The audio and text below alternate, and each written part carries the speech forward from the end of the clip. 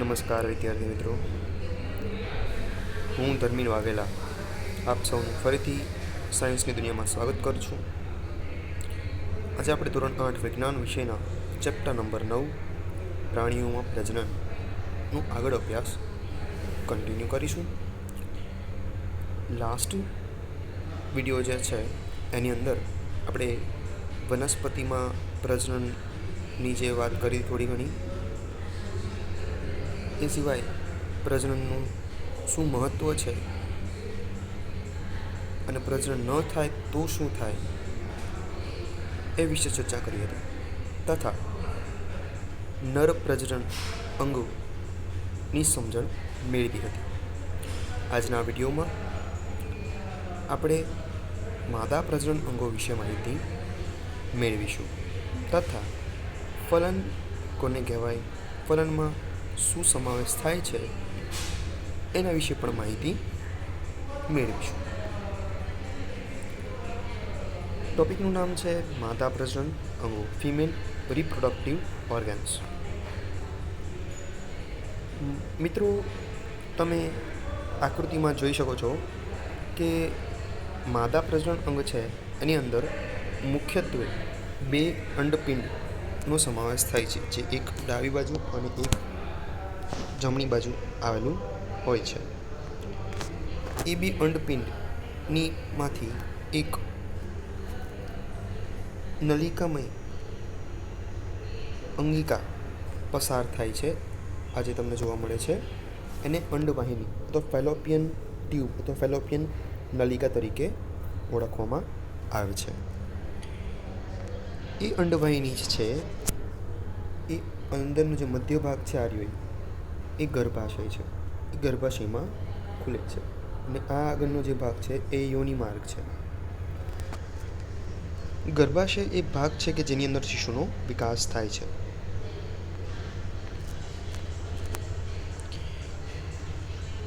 માદાની અંદર પ્રતિમાસ એક અંડપિંડમાંથી, ધારો કે આમ 1 મહિનો છે, એ આ અંડપિંડમાંથી અંડકોષ ઉત્પન્ન થાય છે, એક અંડકોષ.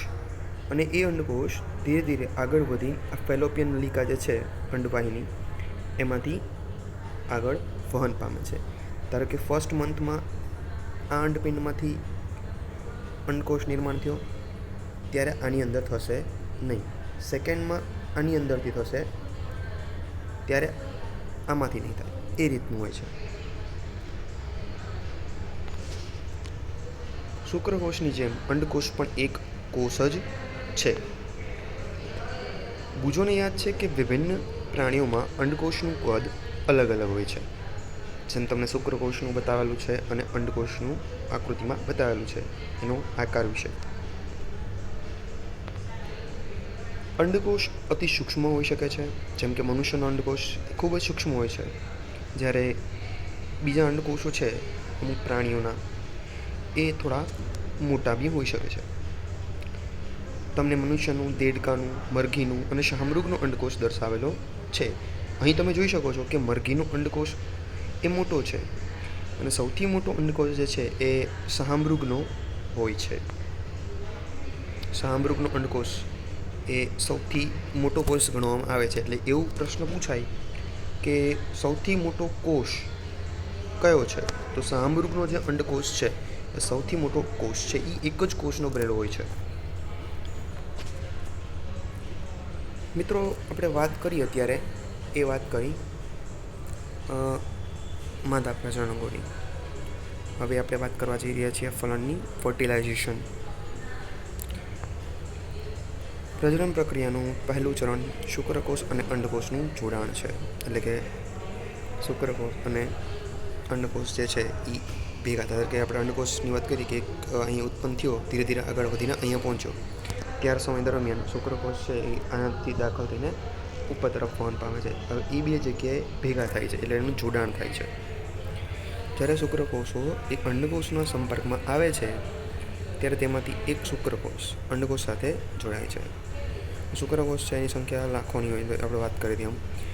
એવા ઘણા બધા શુક્રકોષ છે એ આગળ વધે છે, પરંતુ એમાં અંડકોષ સાથે ફક્ત એક જ શુક્રકોષ જોડાય છે. શુક્રકોષ અને અંડકોષનું આ જોડાણ ફલન તરીકે ઓળખાય છે. એટલે ફલનની વ્યાખ્યા પૂછવામાં આવે મિત્રો તો આ એની વ્યાખ્યા થશે. શુક્રકોષ અને અંડકોષનું જે જોડાણ છે એને ફલન તરીકે ઓળખવામાં આવે છે. ફલન દરમિયાન શુક્રકોષ અને અંડકોષ જોડાઈને એક થઈ જાય છે. ફલનના પરિણામે યુગ્મનજ એટલે કે ઝાયગોટનું નિર્માણ થાય છે. એટલે કે શુક્રકોષના અંડકોષ ભેગા થયા, બરાબર છે, તો એના આધારે એનું ફલન થયું. ફલનના પરિણામે જે શુક્રકોષ અંડકોષ ભેગા થઈને જે કોષ બને છે એને કહેવાય છે યુગ્મનજ. અને શું કહેવાય છે મિત્રો? યુગ્મનજ એટલે કે ઝાયગોટ. શું તમને જાણકારી હતી કે યુગ્મનજ એક નવા સજીવનો પ્રારંભ છે? એટલે કે યુગ્મનજ જે છે, જે અંડકોષ અને શુક્રકોષનું મિલનથી બને છે, એ ધીરે ધીરે વિકાસ પામી વૃદ્ધિ પામીને નવા સજીવ તરીકે એની વૃદ્ધિ થાય છે. ફલનની પ્રક્રિયામાં માતાનો અંડકોષ અને પિતાનો શુક્રકોષ જોડાણ પામે છે. એટલે નવી સંતતિમાં કેટલાક લક્ષણો તેની માતામાંથી અને કેટલાક લક્ષણો તેના પિતામાંથી આનુવંશિક થાય છે. એટલે કે અમુક લક્ષણો એના માતા તરફથી મળેલા હોય અને અમુક લક્ષણો એના પિતા તરફથી મળેલા હોય છે. બાળક જે છે એની અંદર તમારા ભાઈ બહેનને જુઓ અને ઓળખવાનો પ્રયત્ન કરો કે તેમનામાં કયા લક્ષણો માતામાંથી અને કયા લક્ષણો પિતામાંથી પ્રાપ્ત થાય છે. તો આપણને ખ્યાલ હશે કે આપણું અમુક રંગરૂપ છે, કે આપણું કદ છે, કે અમુક લક્ષણો જે છે આપણા, એ આપણા માતા પિતા જેવા હોય છે. તો એનું કારણ એ છે કે આપણી જે ઉત્પત્તિ થઈ છે એ માતા અને પિતા બંનેના કોષમાંથી થઈ છે. જે ફલન માદાની અંદરની તરફ થાય છે એને અંતઃફલન કહે છે. હવે અફલનના પ્રકારની વાત કરીએ. એમાં પહેલો પ્રકાર છે અંતઃફલન, એટલે કે ઇન્ટરનલ ફર્ટિલાઇઝેશન. એટલે માદાના શરીરની અંદર જે થાય એને અંતઃફલન કહેવાય છે. ગાય, કૂતરો, મરઘી, મનુષ્ય, આ દરેકની અંદર અંતઃફલન થાય છે. શું તમે ટેસ્ટ ટ્યુબ બેબી વિશે સાંભળ્યું છે? કેટલીક સ્ત્રીઓમાં અંડવાહિની બંધ હોય છે. લાઈક તમને અહીંયા આપેલું છે કે ધારો કે આ અંડવાહિની છે અહીંથી બંધ થઈ ગઈ છે, તો આ અંડકોષ જે છે એ અને શુક્રકોષ છે એ એકબીજા સાથે જોડાઈ શકતા નથી. તો આવી સ્ત્રી જે છે એ બાળક પેદા કરવા માટે અસમર્થ હોય છે. એનું રીઝન શું? કેમ કે ફલન માટે શુક્રકોષ જે છે એ અંડકોષ સુધી પહોંચી શકતો નથી. તો આવી સ્થિતિમાં ડૉક્ટર તંદુરસ્ત રીતે મુક્ત થયેલ અંડકોષ તેમજ શુક્રકોષને એકત્રિત કરી યોગ્ય માધ્યમમાં કેટલાક કલાકો સુધી એકસાથે રાખે છે.